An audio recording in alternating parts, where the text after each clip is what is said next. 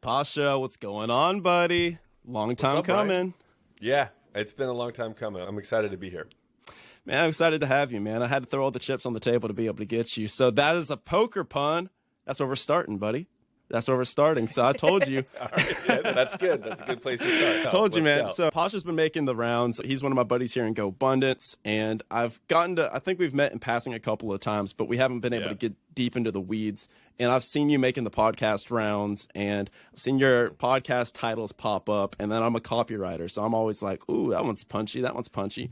And it's like professional poker player to syndication extraordinaire. And I was like, man, what a freaking journey. So let's go back. I didn't listen to any of them because I like to be curious in these interviews. So let's start back at your journey going into poker, man. Walk me through that. What was that about? Yeah, great question. Also wanted to say I've always heard only the greatest things about you, so I'm excited to be on this podcast. They're all lying. I know, that's what I figured out. That you paid them all. But so back to the poker thing. I was recently just a college dropout. I knew school was not for me. It's not what I wanted to do. I just knew the way my brain functions that this is not what I wanted to do. I don't want to have like mental anguish for another 4 years. And that's really what school felt like for me. Even though I could pick up concepts pretty quickly, I just hated the schoolwork and the tedious amount of reading this book and having to regurgitate information. It's not the way I operate. I dropped out fairly quickly, and my brother, very shortly after, who's 5 years older than me, won a poker tournament about probably almost a year and a half or a year after I dropped out of college. And I just said, shit, if my brother can do it, he just won 1.4 million. He ain't that much smarter than me. So let me just go take this and start playing poker. And the cool thing about it was like I got really good upfront training from my brother, really big high concepts and what no one was doing back in the day. So when I was young, he just taught me to be super aggressive. And most people are very tight and very conservative with their money. And that's what I did. I just started coming out of the gates swinging and being aggressive, and I just started winning money in poker very early on, which probably skewed my life for a while, but whatever, it was fun. So I actually want to dissect that a little bit. So first off, there's this quote, I forget who to attribute it to, but it talks about like your first entrepreneurial tests. They say the first two entrepreneurial tests you go through is school and your W-2, like your corporate career. The first test is, do you do well in school? Are you just accepting of everything that gets thrown at you? And you're like, okay, I'll happily do the work that I'm assigned. And then the second one is, do you fit that cog in the corporate machine? And so I noticed a recurring theme. We're all like, wait, hold on a second. Why am I learning this? Why are we doing it like this? Right. Come on. And then the second thing I want to dissect there is you've got like the people that never win a break, and so they're used to being like at the bottom and they can't ever catch a break. And you've got the people that have an early win. So it could be a blessing and a curse, but then they're like, hey, I'm going to be aggressive and shoot for the stars moving forward, sometimes to their detriment. Which do you think is more beneficial in the long run? Because I think it gave you an edge. Yeah, I think it's a very easy pick. What's beneficial in the long run? I actually want to jump into that a little bit more. It's not about having success early on and then failing. I think it's just having the core belief. One thing that I like to talk about, I really try to impress onto any entrepreneur that I see all the successful people around me really emulate, is that we're long-term thinkers. So it's never about the short-term failures or successes. It's all about who are you going to be 20 years from now? How are you doing what you're doing now to reap the rewards later on? The way I look at my life, Brian, is that I am absolutely 100% going to die one day. And I know that we know that conceptually, and that sounds stupid and ridiculous to say it, but it's true. But I also do know that I'm going to get old one day. I also do know that I'm going to want a family one day. And I do know that I want ultimate success one day. So I got to start doing everything now and delay my gratification and keep betting on myself for the success later on, because that time will come and you'll thank yourself when you're earlier now. I think most entrepreneurs have that, but when you have a really accelerated scale to look at your life like that, you can start making some really ultimate great decisions. And that's another thing that poker has taught me, is that like you have to make short-term decisions that are based on long-term results. Even though short-term, your variance rates in poker and decision making change so much. It's a massive swing to what you could do, what's right, what's wrong for short-term results, because cards, it's a lucky game in the beginning, but long-term, it's a skill game. So it really just taught me to think long-term. So even though I had a lot of success playing poker early on, it was quite difficult for me to step back and then get into real estate, because I knew I was going to take a massive pay cut, and I knew I was going to have to work on the bottom and I knew I was going to have to build everything again. But I did that because it's like a slingshot. I was okay with taking 2 steps backwards to take 10 steps forward in 10 years from now. Okay, so you said, so a couple things I want to pull out of there. So you said it starts with luck, like the game is lucky in the beginning, but you have to stay in the game and play the long game to actually really reap the rewards. Talk a little bit about how that applies to poker tactically, and then how we can macro that out into entrepreneurship at large. Sure. Okay. Really good question. So when you're playing poker, you're going to have short-term results. Like, even if I make a bet that's 80% in my favorite, right? The cards I'm favored. So I'm going to put all my chips in 80%. And even though I lose, it doesn't matter. I still did the right decision. Even if you're 51% favorite, depending on the game and other variants, but like just for black and white circumstances, you're still supposed to put your money in against a 49%er, right? Sure. Even though you're probably going to lose a bunch of times, you have to be able to handle the variance. So that's what I mean in poker. Like, short-term results do not dictate long-term results, because no matter what, we know if we flip a coin over 1,000 times and you're getting a 51% edge over a 49% edge, you're going to win in the long term. So you have to keep doing the right decision over and over again. That's what gets embedded in poker players, is that we're continuously trying to siphon in incomplete information to make good decisions. That's how we're trained. That's all you're doing, is making good decisions all the time, and sometimes high-level decisions all the time. You're just trained to this being over you. Now, how does that really work in our real life and in, let's say, real estate investing? The way I look at it, this is a very simple process for me. I look at everything long term. So let's say a lot of people ask me, why don't you do off-market campaigns and cold calling to sellers yet? I haven't done that. I still go through the traditional approach. I'm only going outreaching to brokers. I'm still building relations because that's who I am. But I'm going to get to a key point. But what it is that I would rather go find these deals that are 30% IRR returns that I can keep, that are going to keep cash flowing forever for me. And I'd rather go buy 10 of them than rather to go buy 1 or 2 40%, 50% IRRs. The reason being is because when I was very early on in my real estate career, I now realize I wish I kept all of those properties for rental income.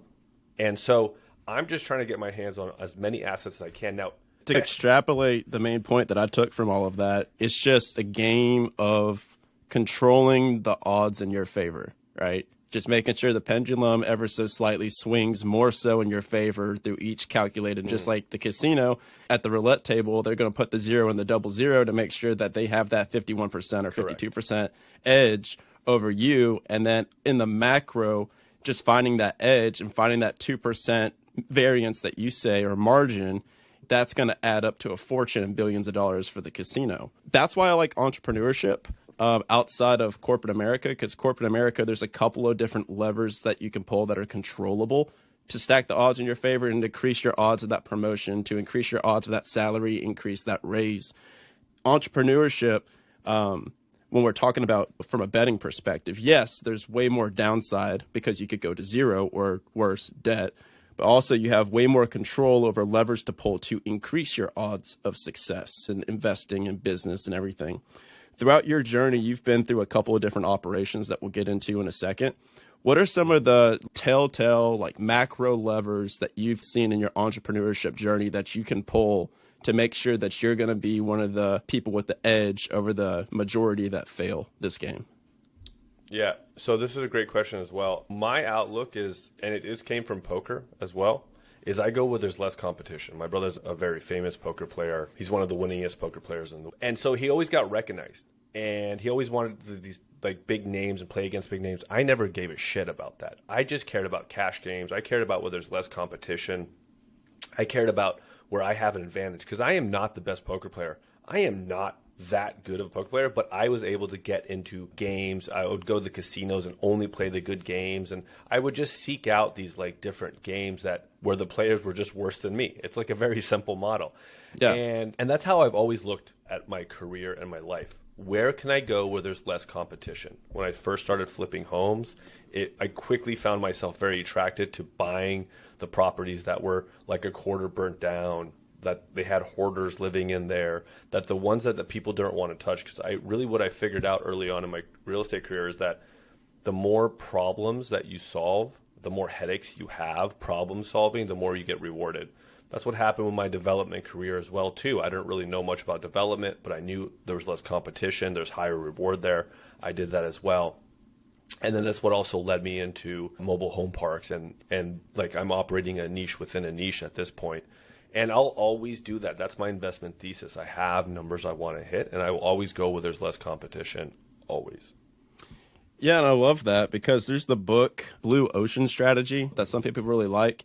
And I get the premise of it where it's just go and dominate a brand new market. So especially in like the startup investing world, people will go and be like, oh, I want to do the electric vehicle like Elon, or I want to disrupt book selling like Amazon and do all this stuff.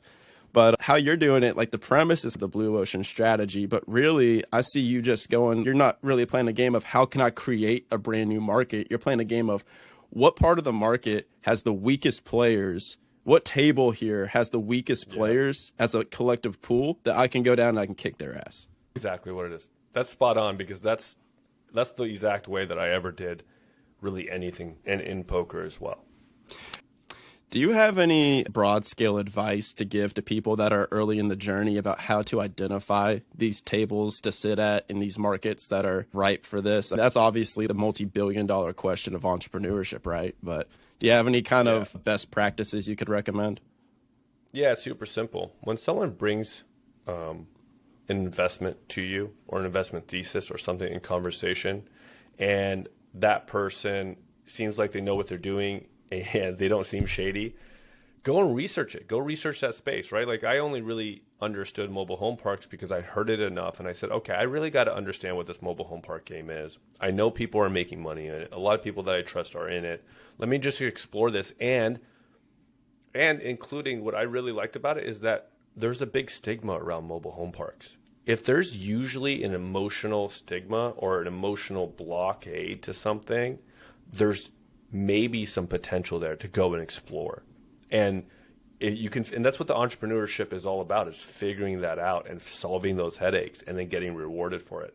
So if anyone brings anything to you that you don't know about, but it seems interesting, go research it and go try to find some numbers that you like in it and go seek out people, especially in GoBundance, man. There's so many people that are willing to help to advise you, and just jump on a 15-minute call and ask a bunch of questions and see if it's up your alley to keep researching it. To go back to answering how can you stack the odds in your favor, right? I think that the ultimate answer to that is a GoBundance, is an EO, is a YPO, is joining these organizations of people that are in the hunt with you and that are further than you, so that you're like, okay, it's a freaking cheat code. Because then it's like you can learn from your failures and you're a winner, but to be a freaking champion, you learn from other people's failures. And it's funny, all of this, you know what my table is that I like to sit at, where I found out that there's a bunch of players that don't know what they're doing? What? Podcasting. I knew that's what I figured, but I have to agree with you. All the stats about it were like 90% don't even get past the first episode or something. Yeah. So you got a couple shows that are reigning supreme, that are raking in the dough, that are raking in the audience, and all these other ones are just side projects for people. It's just it's a back of the mind thing. They just throw up an episode, they throw it to some VA in the Philippines to edit. It comes back, they throw it out, and then they don't ever look at it again. And I was just like, I can dominate at that table. So that's what I'm doing here. So I love that you said that because it's all very applicable. So what kind of revenue were you generating? What kind of income were you generating from this poker career, so people have an idea before we jump into the investing journey? Yeah. So during my poker days, I typically don't like to share this. So I did really well. Let's just put it that way. I did really good. Fair. Okay, so Pasha was balling, all good. We can just extrapolate. We can just extrapolate that his brother was winning $1.4 million pots, and we can be like, okay, cool. This guy was pretty good at this thing. So let's go through the investing career, because you've dipped your pen in a couple of different inks, right? Yeah. In terms of the real estate, I transitioned in real estate for sure. I've obviously been an LP in a bunch of other investments, but in real estate, I flipped homes. Then I started developing land up construction in LA on Hillside. Then I went to multifamily, and then now I'm just solely focused on mobile home parks. Okay, perfect. So what was the pivot point where you were raking in the dough as a poker player and you were like, hey, assets, I should play this game? Yeah, I remember I was 26, or right around that age. I'm in the Aria poker room playing a 5-10 game, and I just look around. And first of all, I want you to know I hate the light. I hate staying up late. I want to be asleep by no later than 10:30. I like waking up early. I like my morning routine. So there was a few things. I had to trick myself, Brian, into hating everybody at the poker table for me to be a good poker player. Like I truly had took to that tell personal. myself. Yeah. No. I took that. It's like the Michael Jordan meme where he was in the Bulls documentary. He's just fabricating all of these slights that people would do against him. He's like, I took that personal, man. I really had to, man. I don't care what it was. This person smiled at me wrong. I don't like the way this tone of his. I would play my best poker when I did that. The thing is, when you get to know me, is like, I love people, man. Like, I instantly like connect with most people, and I'm a very social. Like, I like to talk. I don't like awkward silences. I like to just have fun. And at the poker table, you can't. Like, and so I was like, all right, first of all, I'm miserable. Second of all, I want to have a family one day, and I don't want to have this lifestyle where I'm out till 6 a.m. playing and then tired the next day, right? I want my kids to be able to jump on me and all of that. And I just said, I just don't want my life progressing this way. And so I just made a really hard decision during a hard time in my life. And I said, I've got to look at my life in a long-term scale, just like I did in poker. And I said, what's going to get me better results 10 years from now? And it was equivocally like building a real estate empire. And so that's when I quit poker. I went and interned for a buddy of mine who did multifamily and residential flips in LA. I went and interned my time for 3 months. I went into the office. It was like my only corporate job, which I couldn't stand. I hated dressing up and all that crap. But he gave me an education that I took with me to start flipping my first homes, sight unseen auctions.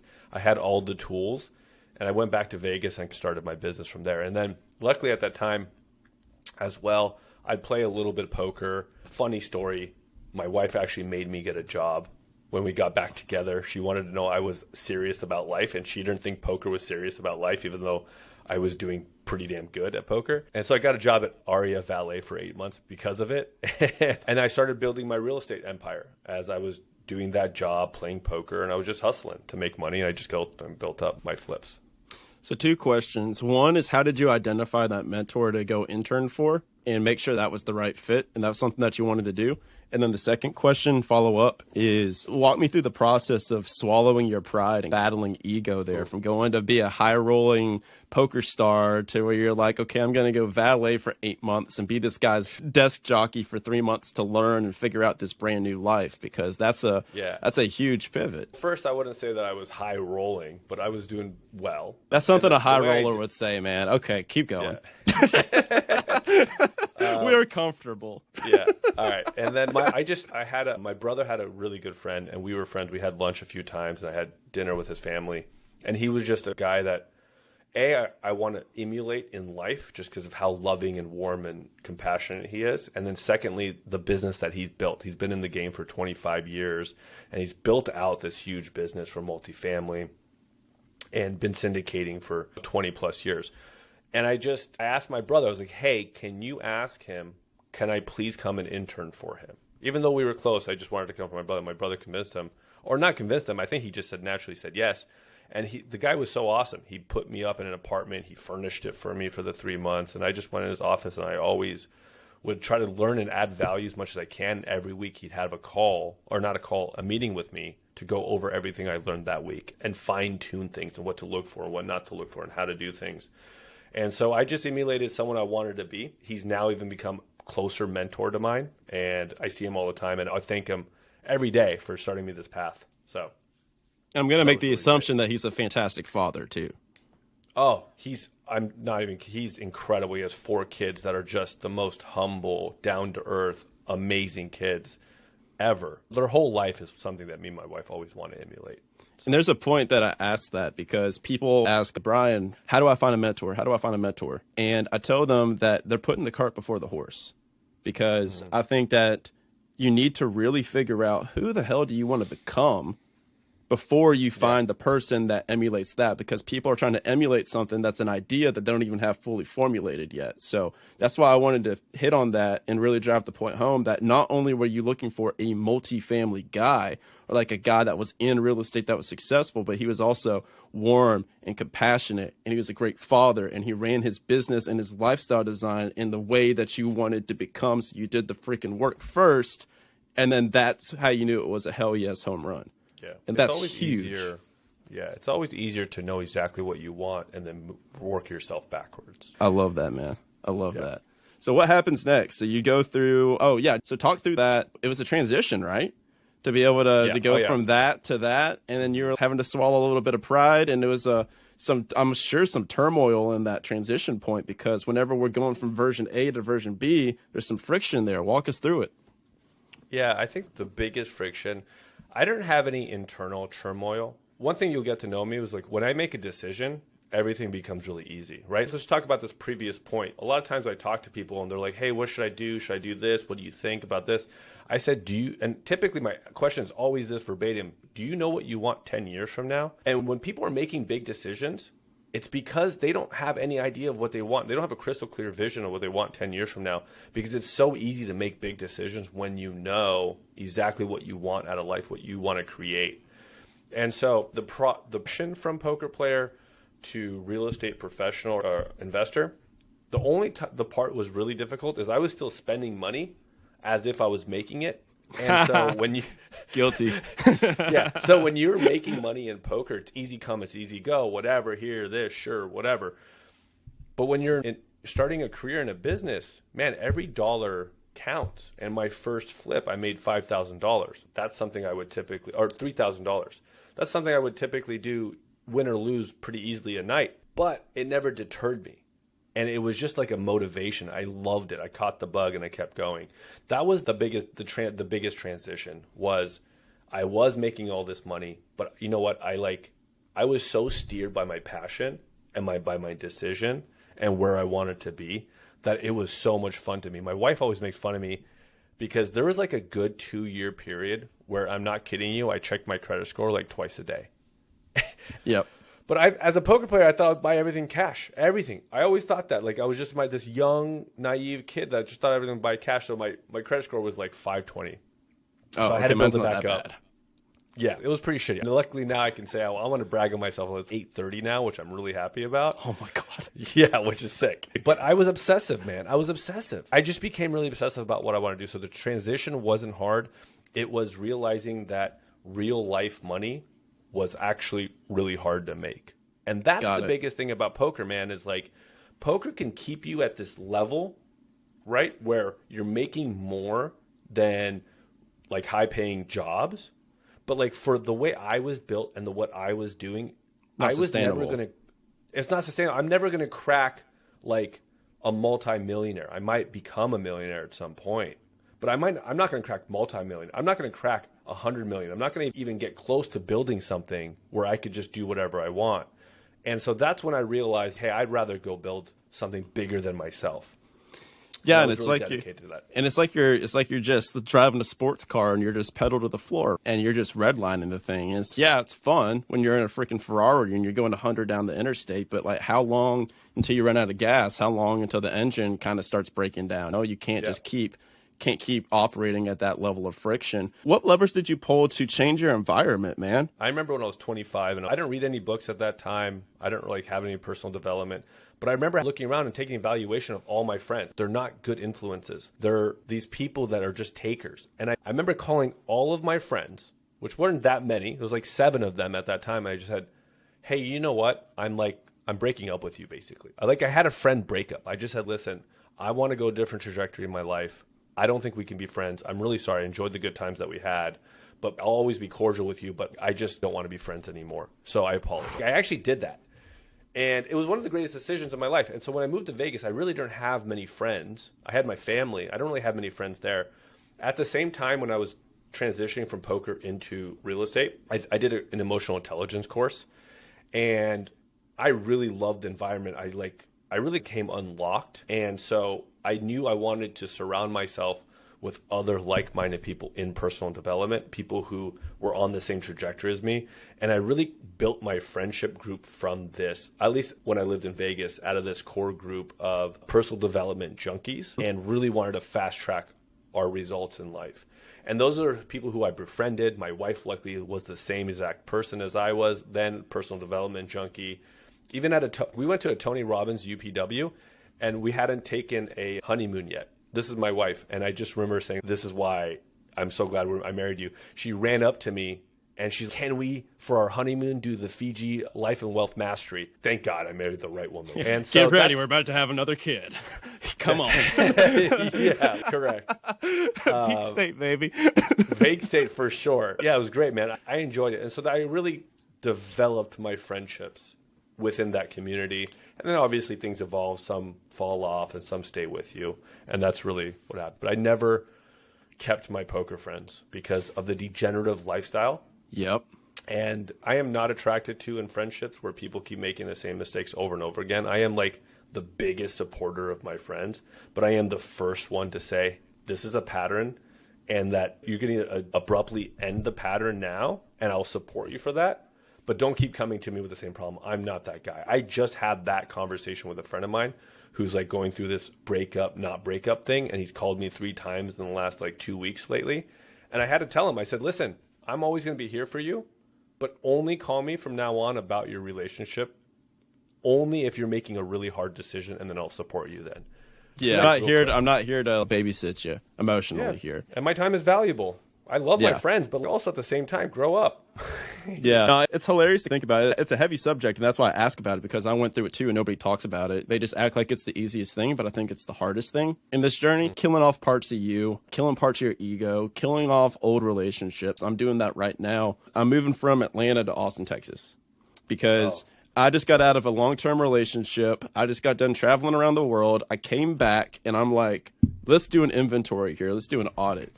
And it's time to move on. It's time to be around the people in Austin, all the Go Bros in Austin. So I'm doing the same thing as you. So it's just fun to watch other people on this journey. What's some advice that you would give to people that are going through a similar transition, especially as we're going here into a new year where people are making a lot of change? And then we'll get into the financials here. Yeah, look, I mean, at the end of the day, my advice to anybody that's in here and having to make that decision, again, let's resurface the conversation from earlier. Long term, you have to know what you want. You want a crystal clear vision. You have to be inspired by your friends. People think this is really hardcore of me, but I rank my friends, right? Oh, man, like MySpace. Oh, God. Yeah, 100%.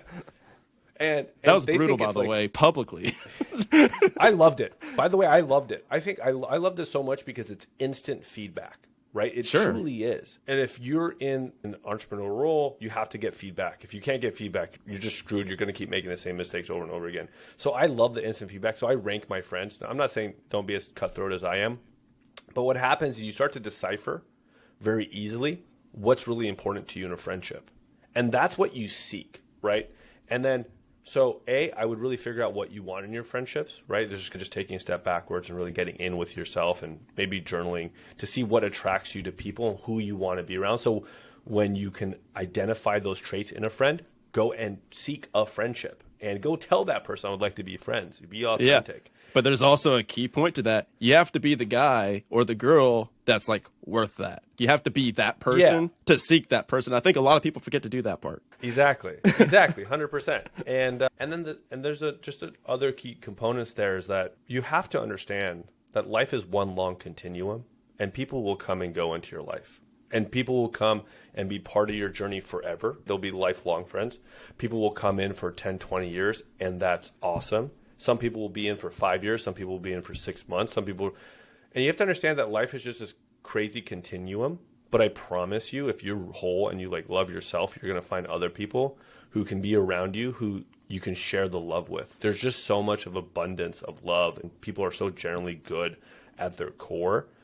And so that even if you have to get rid of some friends, just understand it's just part of your chapters in life. And if you're holding on to something that's not serving you now or serving anchor where you want to be, then it's not worth it. If it's just a net, like we talked about a little bit earlier, if they're a net positive in your life, then keep them. If they're a net negative, just get rid of them. It's, you know what? It's like when you're giving advice to somebody who's in a relationship that's a bad relationship, when you do that, you just, because you're not emotionally attached, you just know what the right answer is always. Right? Yeah. You're just like, I told you so.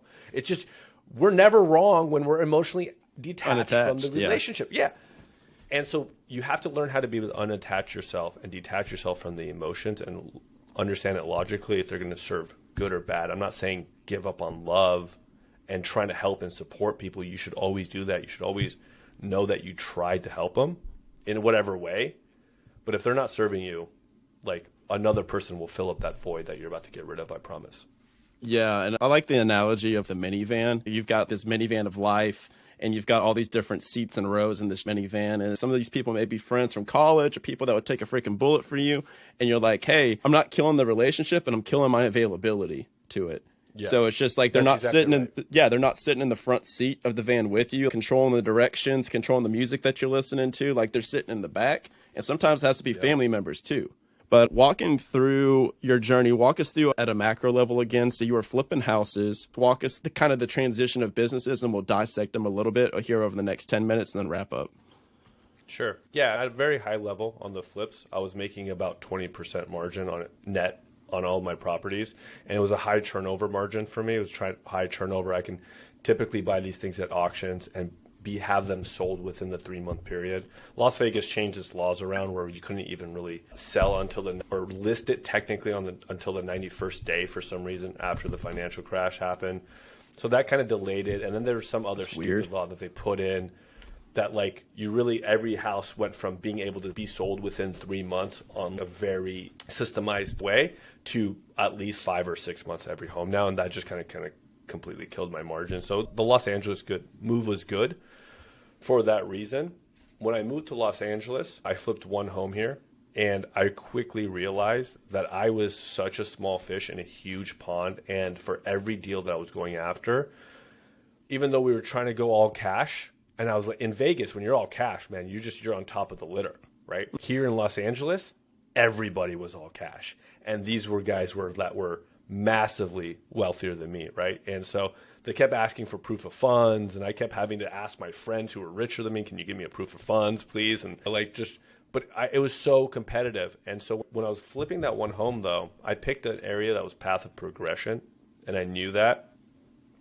And my partner and I at the time started identifying, man, there's like a lot of empty land here, which is quite rare for Los Angeles. This is in the Eagle Rock, Highland Park, Mount Washington area, which is just north of downtown. And downtown just blew up. And in LA, whatever, I won't get into it, but it was in the path of progression. Sure. And there's all these empty lands there for about 20, 25K lots. And so I was like, hey, we got to figure this game out. And we did.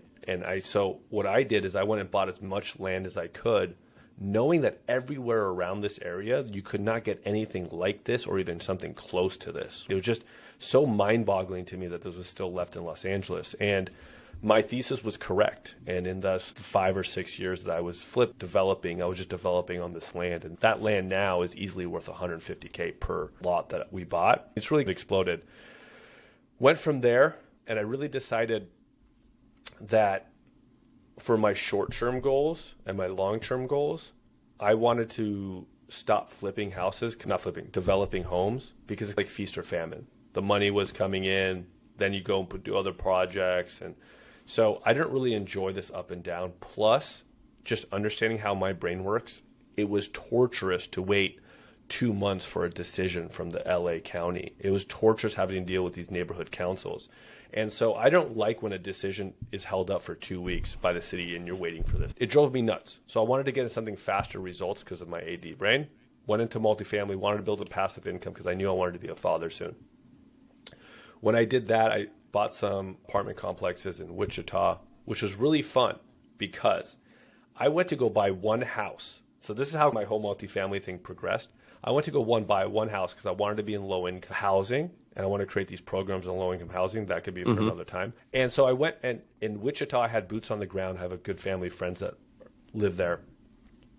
And the realtor goes, I have this 74 kind of unit complex. They're all like fourplexes, triplexes in low-income areas. Do you want to look at it?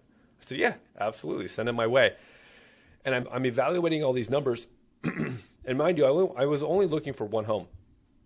I was evaluating all these numbers, and I just said, holy shit, like, I have to buy this. This is insane. And so I even contacted my friend. I was like, hey, these numbers can't be right. Can you please overlook my shoulder? And sent it to him. And he goes, buddy, like, if these are the actual numbers and they're not like lying to you, you have to buy this 74 unit complex. I said, all right. So I did. That's how it goes. That's how it goes. So I was like, all right, cool. I went from wanting one and creating a rental portfolio of burrs in Wichita to I have the 74 unit. While I'm in escrow, I asked the property managers that we're hiring, hey, do you have anything else that, you know, I could potentially land? And he said, we have this deal 2 years ago. Buyers walked out on, but I think they still want to sell. Let me reach out to him. I said, sure, please. I don't even know the size. And he's like, you haven't even gotten multifamily yet. Like, you just are under contracting your first multifamily. I'm under contract. I'm in the escrow process and the due diligence process of the 74 unit. And I get this 180 unit to me, this apartment complex. And so I underwrote it and I said, I think this makes sense, but there's got to be things I'm missing. I've never done a transaction. I've done a bunch of underwriting before. I took all the courses. I went back to the same buddy who I trust dearly. And he goes, you have to buy this. You have to buy it. We had what was it? We bought it, our close officially at 6.4. He's like, you got to go up to $7 million up to this deal. So we bought the deal. And at this point, I was just doing bridge loans and trying to sell off my development projects. And so I went from a 74 unit to 180 unit. And so I basically went from buying one and buy one to 250 units, but very quickly after another 10 unit there. And then it was just lights off. I just said, oh, these are the numbers that I can make here. This is the passive income that I want to create. So then I just started selling off my portfolio of all my development deals and transitioning it all into multifamily. Then I had a friend of mine convince me to buy a mobile home park because, again, there were stigmas, but I said, hey, you're really smart. If you're putting your own money into this, let me go research it. I've heard this enough times. Let me go research. I started doing the numbers. I started understanding what mobile home parks were. I said, okay, let's buy this. I looked at this mobile home park through the lens of an apartment owner, and I said, this deal doesn't work through an apartment owner. And he goes, just trust me. And we bought it, quote unquote, what I thought was top of market. That property alone did better than my other properties I got for a steal. We actually just closed on that deal. We bought it less than a year ago. We just closed on it and made about a 60% IRR on it, just less than 1 year. And now you started a fund for that. Yeah, and so then I just started to realize the more research I did, the more I realized I have a thesis that if things are no-brainers, that's what I go for. Properties that are no-brainers and a sector that are no-brainers, in my opinion, was mobile home parks. And so now I realize there's a lot of people like myself who are getting into the mobile home park space. And this is really a kind of an untapped market that I am now just devoting all my energy and time to.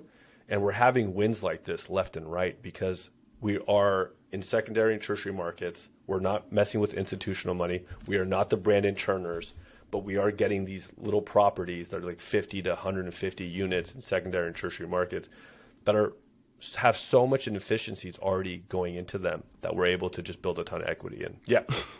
Fun. Whew, and this is all over the last couple of years, right? It's all over the last couple of years. But this is the thing. When you identify a market you want to be in, and when you identify, let's bring it back to a poker term, a game that you want to be in, you've got to attack it with vigor, right? And so I'm not going to sit on the sidelines and wish 10 years from now, man, I wish I got more of my hands on these properties, because these properties are getting gobbled up.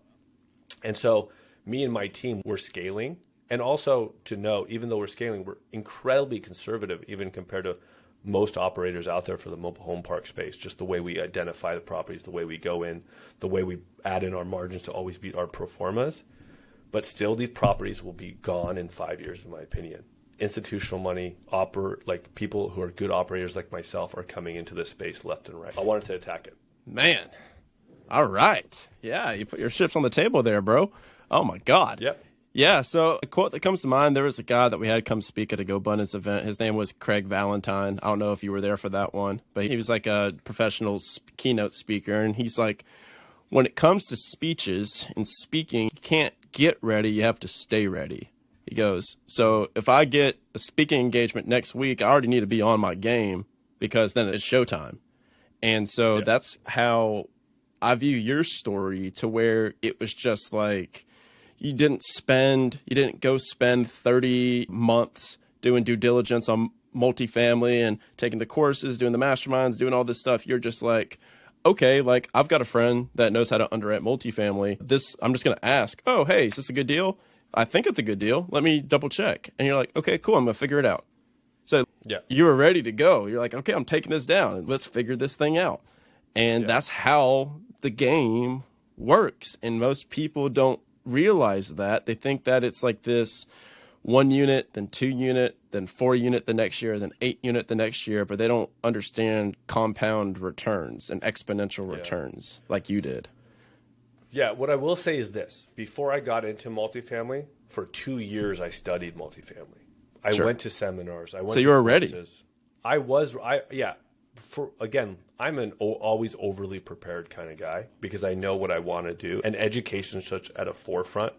But it's true. Like, you're going to seek opportunity, and you just have to be ready to go for it as long as your numbers work, right? Like, especially with the poker, if the numbers work and the odds are in your favor and you've built enough cushion on your margins and you know that, then you've got to go attack it, right? Like, you just have to be ready to go attack it, and then you'll figure it out. Like, that's the cool thing about entrepreneurship. You have to go figure it out. I didn't have the money to buy the 180 units all tied up in my development deals, but I knew that I could get a bridge loan. I knew I could figure something. I knew I had a bunch of equity. I knew I had a bunch of collateral. You just figure it out. It's just one step. You figure out what you want. You just figure it out. Also, another beautiful thing that anyone can take away from this, you don't have to do it yourself. If you want to create something, you can have some. I was always a lone wolf, and now that within my business, I have like a partner who is just incredible at what he does, and I'm good at what I do, and we're able to run faster. We built out a team, and hire or partner up with your weak spots. You have to know what your weak spots are. Yeah. And for my limited interactions with all this game, like I'm in the trenches with people is what I like to say. But the EOS system's a pretty good way of identifying. So it's just, are you the visionary or are you the integrator? And like for me, I'm painfully a visionary to where I'm like really good at crafting these big visions. But then I'm like, okay, cool, it's time to make it come true. But in this new economy, we've done a bunch of calls about this, and we don't have to go in depth about it. But what do you asset classes? Are you going to just go, you're going all in on mobile home parks? You're like, this is my freaking thing. I'm diving in on this over these next couple of years. I see this as my play. What do you think? Yeah, it's 100%. You heard it here first, guys. Play. Yeah. Yeah, that's it. Yep, there you go. Really, I never try to predict what's going to happen. First of all, actually, let me back up one moment. I'm in mobile home parks because I knew it was recession resistant. Like anybody in 2008 who had mobile home parks that didn't have variable rates, it was business as usual. Okay, I'm not saying that this recession is going to be anything like that. What I do know about this recession is that it's going to hurt. It's going to keep hurting for a little bit. Money's going to be expensive, but also a lot of people who have a lot of money on the sidelines. We're very liquid. Even though we're in a recession, there's a lot of liquidity on the sidelines. I don't know where it's going to go. I don't know how it is. It's going to like change. But what I do know is this. At some point, it's going to churn. It's going to churn really quickly, right? And I've picked a sector of what at least I do in my business that I can keep accumulating, and I still want to keep accumulating good properties. Anytime you're in a recession, real estate's pretty easy because it's on deal per deal basis. Is this deal going to make me my IRRs that I would need to hit in 5 to 10 years? If yes, it doesn't matter what time you buy it in.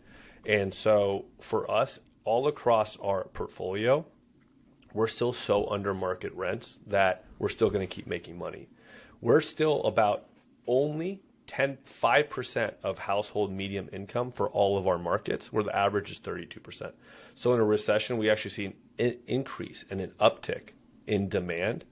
Where I know other sectors of real estate are having less demand, having to lower their prices in certain markets. I'm not an expert on those markets. I just know what's happening for us. Nothing has changed for us other than we're becoming tighter with our guidelines on purchasing new properties because we know that interest rates are going to increase. And we've also become more conservative in our underwriting on cap rates. So if we're coming in at a 7 cap rate, we typically will write for about a 7 cap rate exit or a 7.25 cap rate exit.